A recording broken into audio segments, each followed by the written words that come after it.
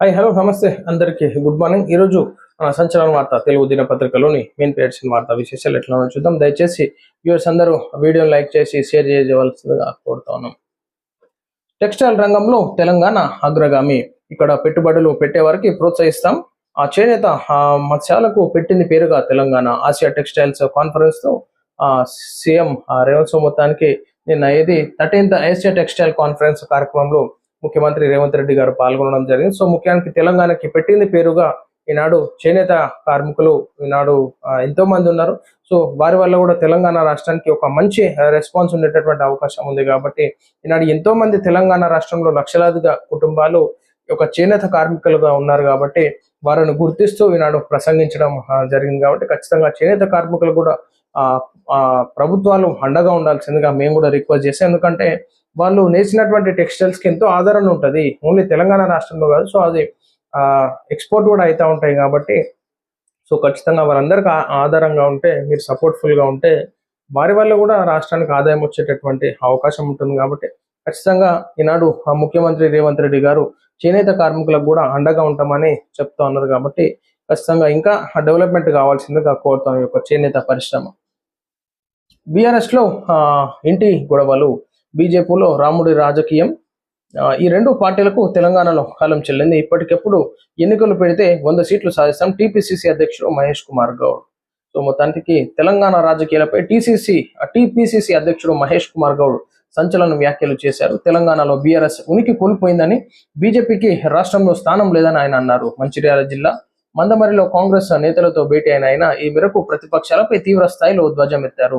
ప్రతిపక్ష పార్టీలు ఎన్ని రకాల కుట్రలు పనినా కాంగ్రెస్ పై ప్రజలకు ఎంతో నమ్మకం ఉంది. అందుకే ఇటీవల జరిగిన ఎన్నికల్లో ఫలితాలే నిదర్శనమని అన్నారు. సో మొత్తానికి బీఆర్ఎస్ లో ఇంటి గొడవలు, బీజేపీలో రాముడి రాజకీయం ఉంది. కాబట్టి ఈనాడు ప్రజలు ఆ రెండు పార్టీలకు స్వస్తి గుడ్ బై చెప్పినారు. ఈనాడు ప్రజలు ఇచ్చినటువంటి తీర్పు, స్థానిక సంస్థల ఎలక్షన్స్ అయితేనేమి, మున్సిపల్ ఎలక్షన్స్ లో అయితేనేమి ఈనాడు కాంగ్రెస్ పార్టీకి ప్రజల అండా ఉంది. కాబట్టి ఈనాడు అసత్య ప్రచారాలకు చెక్ పెట్టే విధంగా ప్రజలే ఆ పార్టీలకు, బీజేపీకి, బీఆర్ఎస్ కి బుద్ధి చెప్తున్నారు. కాబట్టి ప్రజలు ఈనాడు ఇందిరమ్మ ఇల్లు కానీ, సో ఇచ్చేటటువంటి సంక్షేమ పథకాలు కానీ, గృహలక్ష్మి కానీ, ఫ్రీ కరెంట్ 200 యూనిట్లు, అదేవిధంగా ఫ్రీ బస్సు మహాలక్ష్మిది కావచ్చు, సో అందరు గుర్తిస్తూ ఉన్నారు. కాబట్టి ఈనాడు కాంగ్రెస్ పార్టీ వైపే ప్రజలు ఉన్నారని చెప్పేసి మహేష్ కుమార్ గౌడ్ గారు చెప్తున్నారు అన్నమాట.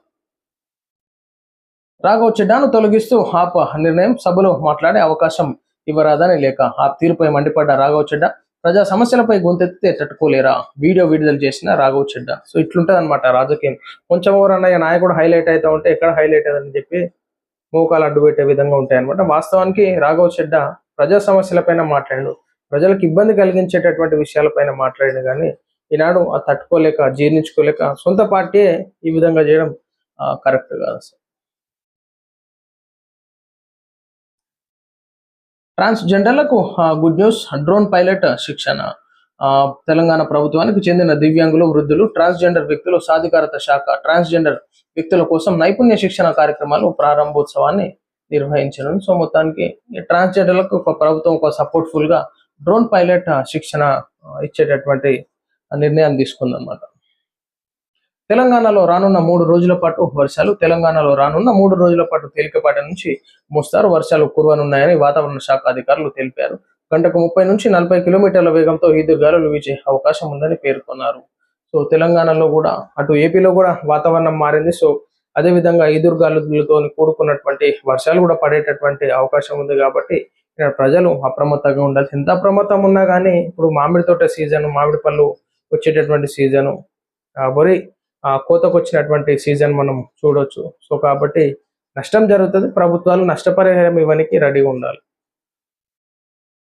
తెలంగాణలో ఏం చేశారని కేరళలో రేవంత్ ప్రచారం. కిషన్ రెడ్డి కేరళ ప్రచారం. సీఎం రేవంత్ రెడ్డి భాజపాపై తప్పుడు ఆరోపణలు చేశారని కేంద్ర మంత్రి కిషన్ రెడ్డి విమర్శించారు. సో మొత్తానికి తెలంగాణ ఏం చేసిందని ఈనాడు కేరళలో రేవంత్ రెడ్డి ప్రచారం చేసినారంటే, ఈనాడు బీజేపీ అన్ని చేసి ఉంటే బీజేపీకే పట్టం ప్లేస్ ఇచ్చేవాళ్ళు కదా కిషన్ రెడ్డి గారు. మీరు ఏం చేసిరని చెప్పేసి మరి మీరు ఇక్కడ ఇది చేస్తారు. ఎందుకు మీ ప్రభుత్వం ఏర్పాటు చేయలేకపోతుంది బీజేపీ తెలంగాణ రాష్ట్రంలో? ఒకసారి చెప్పాలి మీరు. స్కూల్ ఫీజుల నియంత్రణ చట్టం చేయాలి. ఆనాడు మాట్లాడిన రేవంత్ ఇప్పుడు మాట్లాడడం లేదు. టిఆర్ఎస్ పేరు ఖాళీగా ఉంది, ఎవరైనా వాడుకోవచ్చు. జాగృతి అధ్యక్షురాలు కవిత సంచలన వ్యాఖ్యలు.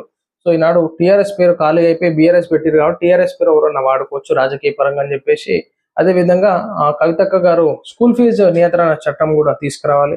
ఈనాడు ఎంతో మంది విద్యార్థుల తల్లిదండ్రులకు ఆర్థికంగా ఇబ్బందికరంగా ఉన్నటువంటి పరిస్థితుల్లో కూడా ఆ పిల్లలను చదివించాలంటే భారానికి మించి వెయిట్ పడతా ఉంది కాబట్టి, సో ఖచ్చితంగా ఒక ఫీజు నియంత్రణ చట్టం తీసుకొస్తే బాగుంటుందని చెప్పేసి డిమాండ్ చేయడం జరిగింది. కల్తీ మామిడి పండ్లతో జాగ్రత్త, కార్బైడ్ మామిడి పళ్ళను గుర్తించండి. సజ్జన నగరంలో నోరూరించే పళ్ళు కనిపిస్తున్నాయి. అదే అదనుగా కొందరు వ్యక్తులు కల్తీ మామిడి విక్రయాలకు పాల్పడడం ఆందోళనకు గురిచేసే విషయం. మామిడి పళ్ళను కాల్షియం కార్బైడ్ రసాయనాలతో కృత్రిమంగా పండించి విక్రయిస్తున్న వ్యాపారుల పట్ల జాగ్రత్త అవసరం. ఈ కల్తీ పండ్ల వల్ల ఆరోగ్య సమస్యలు రావడమే కాకుండా క్యాన్సర్ ముప్పు పొంచి ఉందంటున్నారు నిపుణులు. ఈ విషయంపై హైదరాబాద్ నగర police commissioner VC Sajjanar X వేదికగా స్పందించారు. వేసవి కాలం రాకతో మామిడి మార్కెట్లు సందడి చేస్తుందని, సో అటువంటి పండ్లు ఏది కార్బైడ్ వేసి పండించేటటువంటి పండ్లు, ఇతర రసాయనాలు వేసి రైపనింగ్ చేసేటటువంటి కెమికల్స్ ఉంటే ఖచ్చితంగా వాళ్ళపైన చర్యలు తీసుకోవాలని చెప్పేసి సజ్జనార్ గారు చెప్తా ఉన్నారు. కాబట్టి ఈనాడు ఏది మామిడి తోటల పైన కూడా పోలీస్ అధికారులు కానీ ఫుడ్ సేఫ్టీ అధికారులు కానీ రైడింగ్ చేసి పట్టుకోవాల్సిందిగా, చర్యలు తీసుకోవాల్సిందిగా మేము కోరుతాము. కాంగ్రెస్ పై 2 ఏళ్లలోనే ప్రజల్లో వ్యతిరేకత, రేవంత్ రెడ్డి దిగిపోవాలని కోరుకుంటున్నారు.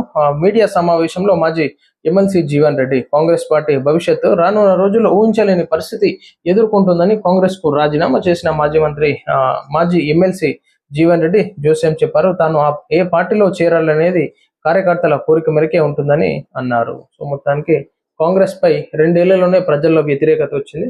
సో ఖచ్చితంగా ఈనాడు కాంగ్రెస్ పార్టీ దీన స్థితిలోకి వెళ్ళేటటువంటి అవకాశం ఉందని చెప్పేసి జీవన్ రెడ్డి గారు అంటా ఉన్నారు అనమాట.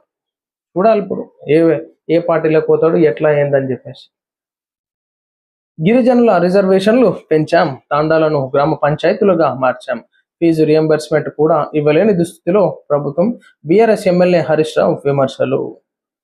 గిరిజనులకు ఉన్న 6% రిజర్వేషన్ ని 10%కి పెంచిన ఘనత మాజీ ముఖ్యమంత్రి కేసీఆర్ కే దక్కుతుందని సిద్దిపేట ఎమ్మెల్యే తన్నీరు హరీష్ రావు అన్నారు. గిరిజన తాండాలను గ్రామ పంచాయతీలుగా మార్చిన ఘనత ఆయనకే దక్కుతుందన్నారు. నారాయణపేట జిల్లా మద్దూరు మండలం బావోజీ జాతరకు మాజీ మంత్రులు హరీష్ రావు, శ్రీనివాస్ గౌడ్ హాజరయ్యారు. సో మొత్తానికి ఒక దైవ సందర్శనకు వెళ్ళినటువంటి తాండా సోదరులు పిలిచినటువంటి బంజారా సోదరులు పిలిచి ఆడ కూడా రాజకీయం చేయడం కరెక్ట్ కాదు. సో మీరు ఏదైతే తాండాలను గ్రామ పంచాయతీలు చేశారు, కానీ గ్రామ పంచాయతీలకు నిధులు లేకపోగా ఆత్మహత్యలు చేసుకున్నటువంటి సర్పంచ్ల పరిస్థితి గురించి కూడా మీరు ప్రస్తావిస్తే బాగుంటుంది.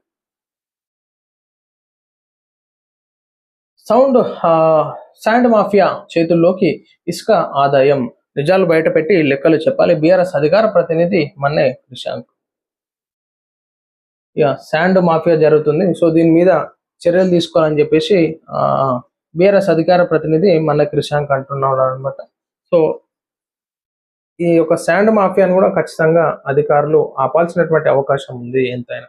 ఎందుకంటే రాష్ట్ర ప్రభుత్వ ఖజానాకి గండిపడే విధంగా ఒక శాండ్ మాఫియా గ్రామాలలో అక్కడక్కడ కాలువల దగ్గర జరుగుతుంది కాబట్టి, సో ఖచ్చితంగా దాన్ని నియంత్రించాల్సిందిగా కోరుతున్నాను, ఇల్లీగల్ శాండ్ మాఫియాని. సో ఇది ప్రజలారా మనం చూస్తాం ఈరోజు సంచలన వార్త తెలుగు దినపత్రికలోని మెయిన్ పేజ్ వార్తా విశేషాలు. నమస్తే.